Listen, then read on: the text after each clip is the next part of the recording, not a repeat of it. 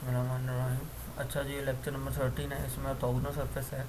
तो इसमें ये तीन चार चीज़ें हम पढ़ेंगे कि नॉर्मल लाइन है, ऑर्थोगोनल सरफेस है और टोटल डिफरेंशियल फॉर्म है, वन वेरिएबल और टू वेरिएबल। ठीक है। अच्छा, ये वाली क्वेश्चन हम पहले भी पढ़ चुके हैं कि ये कोई भी हमारे पास पी नोट कोई भी पॉइंट होंगे, तो अगर ये डिफरेंशिएबल नॉर्मल फॉर्म होगी तो ये वाली क्वेश्चन है बेसिकली कि X is equal to X naught plus F of X P naught of T. मतलब कि एफ ऑफ एक्स है, फंक्शन का डेरिवेटिव लेना है एक्स के रिस्पेक्ट और उसमें पॉइंट पुट करने, वो इधर आने और साथ इसके टी होगा। ठीक है। तो ये तीन क्वेश्चन आपने याद रख लेनी है।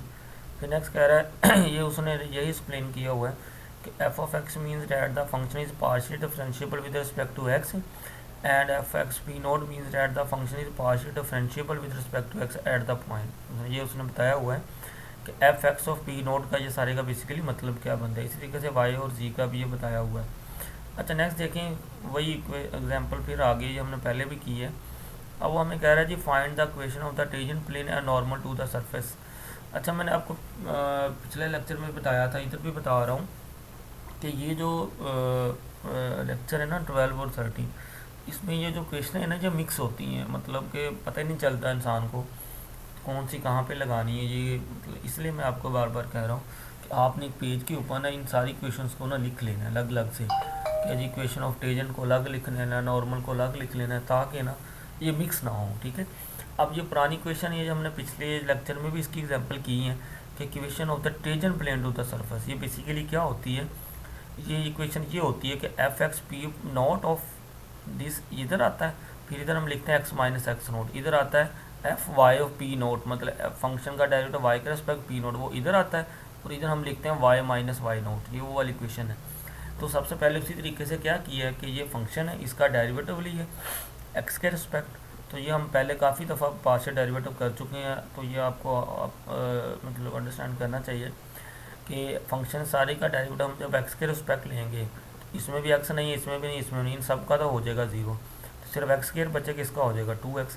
तो फिर ये पॉइंट भी पुट करना है, तो इसमें एक्स 1 है, तो इधर एक्स की जगह 1 लगा, तो ये आपका फंक्शन का derivative with respect to X और पॉइंट के ऊपर आपका 2 आ गया। तो यही मैं कह रहा हूँ कि इस सारी की वैल्यू जो भी है वो आपने इधर लिखनी है। इधर फिर हमने लिखना है एक्स माइनस एक्स नोट, तो एक्स नोट इधर कितना है वो 1 ही होगा आपका। ठीक है। ये तो आपकी इक्वेशन ऑफ टेंजेंट प्लेन, ये पिछले लेक्चर में भी हमने की हुई है। अब नेक्स्ट ये नई क्वेश्चन आई है, question of the normal line.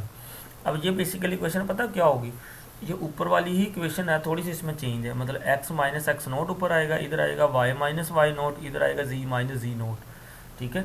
अब ये जो नीचे है ना, ये 2 माइनस 4 ये 6, ये आपके ये ए बी सी बेसिकली ये पॉइंट्स होंगे जो भी आपको ये फंक्शन के अंदर ना ये आपको दिए होंगे। जैसे इसमें आपको दिए हुए हैं ये वाले, ये एफ ऑक्स ये सॉरी हमने निकालने, मतलब ये नीचे आएंगे। तो ये आपने याद रखना है कि टेंजेंट के अंदर ये वाले एफ एक्स पी नोट ये इसके साथ मल्टीप्लाई में करना है। जब इक्वेशन ऑफ द नॉर्मल लिखनी है तो हमने यही एफ एक्स पी नोट जो भी ये जवाब है इसको हमने नीचे डिवाइड में लिखना होता है। ठीक है। ये देखें ना, आप दोनों इक्वेशनें कितनी मिक्स हैं, बस थोड़ा सा फ़र्क है इसमें। तो मैं इसलिए कहता हूँ कि आपने इनको ना अलग अलग लिख लेना है, इसकी ना जनरल फॉर्म में लिख लेनी है। तो इसके अंदर एफ एक्स पी नोट वाले की वैल्यू इधर लगानी होती है, नॉर्मल के अंदर हमने एफ एक्स पी नोट की वैल्यू जो भी आई है उसको हमने नीचे डिवाइड में करना होता है। तो ये कर दिए। अब बेसिकली नेक्स्ट स्टेप क्या किया है कि इस सारी क्वेश्चन को 2 पे डिवाइड कर दिया, क्योंकि वो 2 सब में आ रहा था, तो 2 से किया, ये 1 हो गया, इधर 4 हो गया, इधर 2 3 6 हो गया, ये आ गया। इसको फिर उसने बस इधर तक कि उसने इसका आंसर इसको मजीद एक्सप्लेन नहीं किया। अच्छा, नेक्स्ट फिर यही 2 क्वेश्चन पूछ रहे हैं, कह रहा जी equation of the tangent plane निकालो, नॉर्मल प्लेन निकालो। तो टेंजेंट प्लेन के लिए मैंने बताया था कि एफ एक्स पॉइंट के ऊपर आपने इधर लिख लेना एक्स माइनस एक्स नोट है। इसी तरीके से फिर नॉर्मल के लिए आपने क्या करना है कि x minus x note over this, मतलब जो चीज़ इधर इसके साथ मल्टीप्लाई में आनी है नॉर्मल प्लेन में, वो चीज़ नीचे इधर डिवाइड में लिख देनी है। तो ये सारा हो जाएगा। ठीक है। ऐसे ही हमने 3 4 एग्जाम्पल्स कर लिए हैं, तो ये अब आपकी प्रैक्टिस होगी काफ़ी।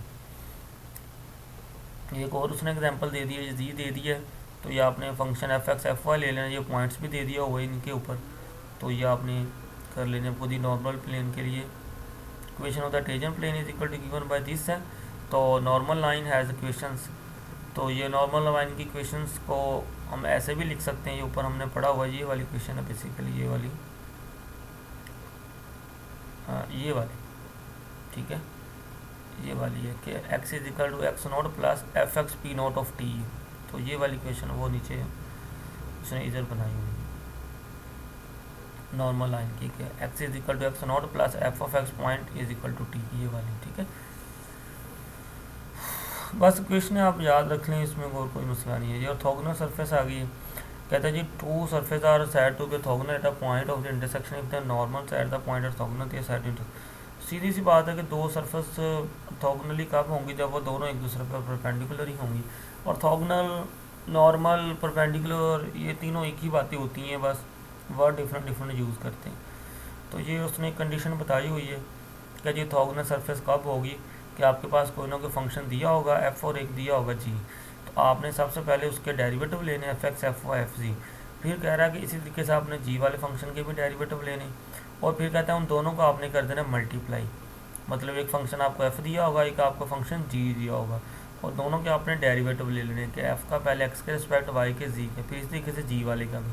फिर आपने इन दोनों को मल्टीप्लाई कर देना, प्लस कर देना। अगर तो आपका आंसर ज़ीरो आ गया तो देन आपने कहना है कि जी जो नॉर्मल लाइन है वो दोनों ऑर्थोगोनली है। अगर ये इनका ज़ीरो बराबर नहीं आता तो इट्स मीन ऑर्थोगोनली नहीं होंगी। ठीक है, ये वही सेंस है कि दो चीज़ों का जब हम डॉट प्रोडक्ट लें वो बराबर जीरो के आ जाए तो हम कहते हैं दोनों क्या ऑर्थोगोनली हैं। तो ये भी वही डेफिनेशन है बेसिकली। अब ये उसने नेक्स्ट एग्जांपल आ भी गई है, उसने कहा हुआ कि जी show that the two surfaces orthogonal or not, कहता है कि चेक करो कि ये जो दो सर्फेसिस हैं ये ऑर्थोगोनल हैं कि नहीं है। ठीक है, हमने जस्ट क्या करना है, ये वाली डेफिनेशन अप्लाई करनी है कि फंक्शन एफ वाले का डेरिवेटिव लेना एक्स के वाई के जी के रिस्पेक्ट, फिर जी वाले का एक्स वाई जी के रिस्पेक्ट, फिर ऐसे हम दोनों को मल्टीप्लाई करके देखना है ज़ीरो आता है, अगर तो ज़ीरो आ गया तो दोनों ऑर्थोगोनल ही होंगी। तो ये ज़रा देख लें, ये फंक्शन एफ दे दिए, ये जी दे दिए। अब फंक्शन को एफ और जी को आप इक्वेशन नंबर 1 और 2 ना हम दे लें। उसने क्या कर दिया है कि ये देखें देखिए फंक्शन एफ था ये वाला, इसका पहले एक्स के रेस्पेक्ट डेरिवेटिव लिया, फिर वाई के लिया, फिर जी के लिया, फिर इसी तरीके से ये जी वाला फंक्शन था। अब जी वाले का डेरिवेटिव पहले एक्स के रेस्पेक्ट वाई के जी के, अब ये तो आप ले सकती हैं, इसमें तो आपको कोई मसला नहीं होगा। अच्छा अब ले लिए, अब ऊपर वाली इस डेफिनेशन को इन दोनों को मल्टीप्लाई करी जाना है, एफ एक्स और जी एक्स। देखिए एफ एक्स 2x था, जी एक्स हमारा 2x आया।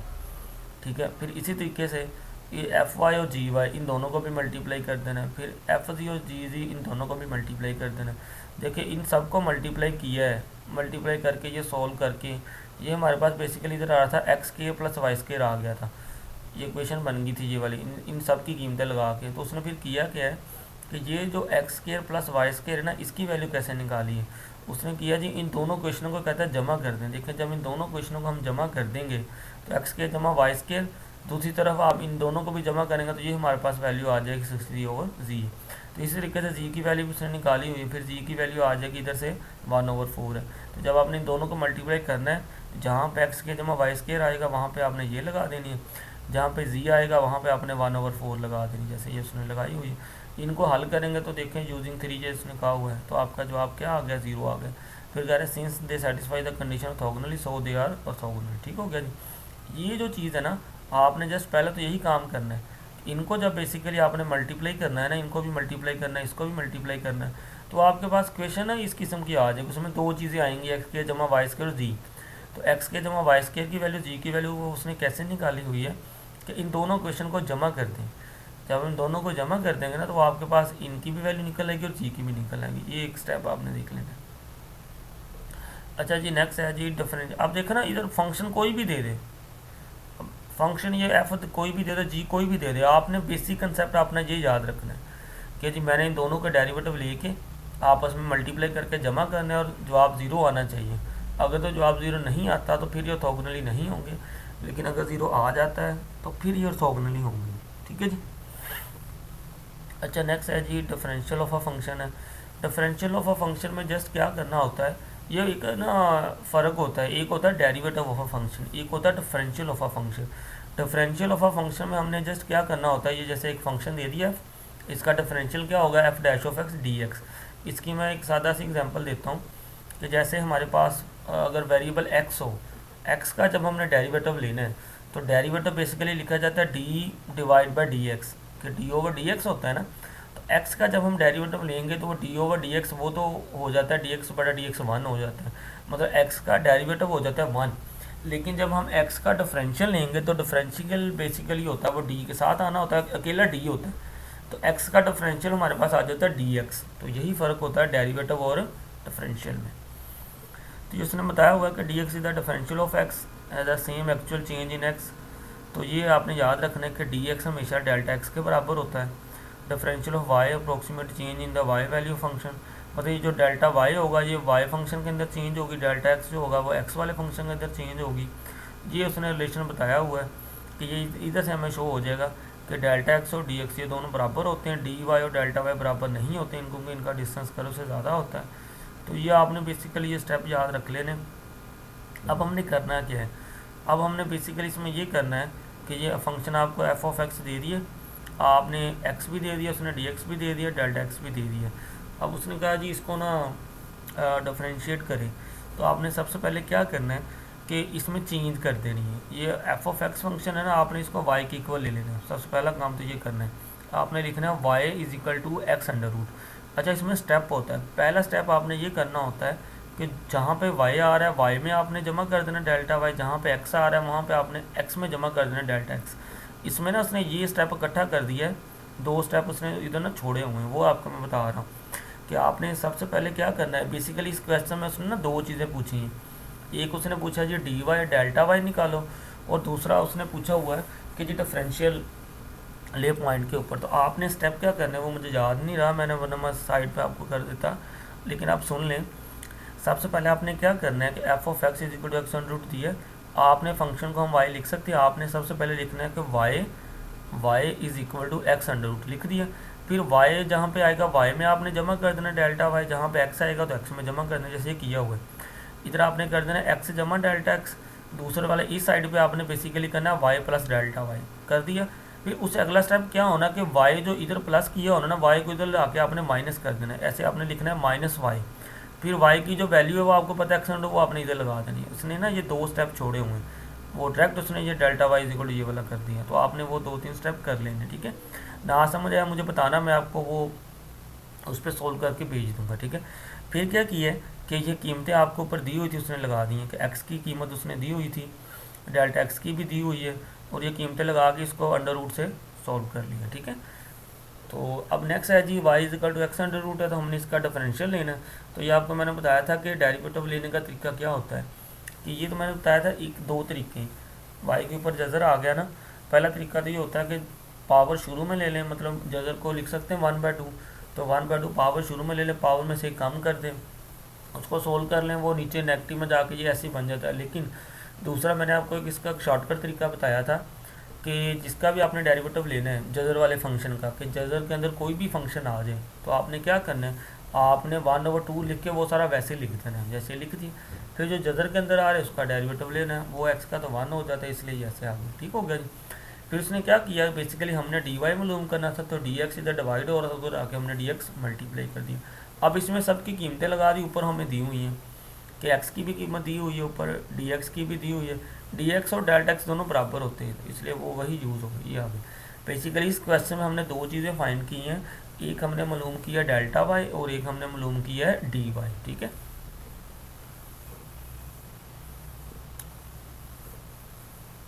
अब ये भी आ गया, कह रहा जी using differential approximation for the value of cos 61, मतलब cos 61 की कीमत मालूम करनी है डिफरेंशियल यूज़ करते हुए। अब ज़रा देखें, सबसे पहले आपने क्या करना है कि y is equal to cos x ले लें, x इज इक्वल टू 60 ले लें, dx इज इक्वल टू क्या होगी, इसमें चेंज होगी, मतलब 61 माइनस 60 है, ठीक है।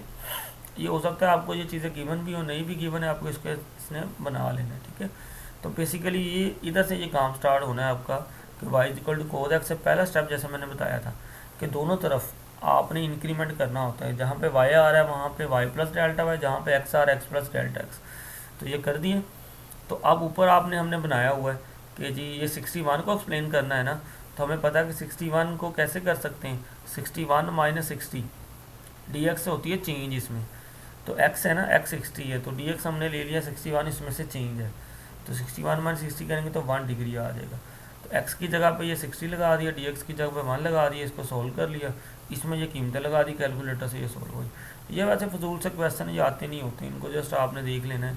ये भी ऐसे ही है, इसको भी छोड़े, डिफरेंशियल ही लिए हुए हैं। ये भी डिफरेंशियल हैं, इनकी खैर है। इसकी डिफरेंशियल की ना मैं आपको एग्जाम्पलें और भेज दूंगा कि जिसमें डी वाई और डेल्टा वाई फाइंड करने, ये एग्जाम्पलें बड़ी फजूल थी, ठीक है। तो आपने इसको अच्छे से देखना है और अंडरस्टैंड करना है। ओके जी।